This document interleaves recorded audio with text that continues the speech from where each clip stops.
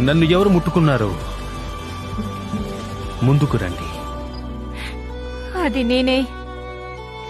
నీ వస్త్రపు అంచు నిజంగా నీ అంచు మాత్రమే. నువ్వు అపవిత్రం కాలేదు. నా వస్త్రం ఎందుకు?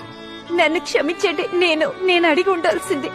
కానీ మీరు నన్ను తాకితే అది ధర్మశాస్త్రం ప్రకారం మిమ్మల్ని అపవిత్రం చేస్తుంది.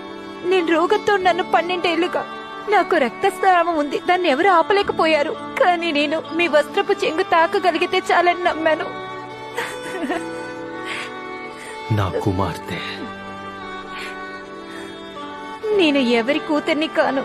నా కుమార్తె చాలా కాలం నుంచి పోరాడుతుందని నాకు తెలుసు. నువ్వు అలసిపోయి ఉండాలి. అది నిజం.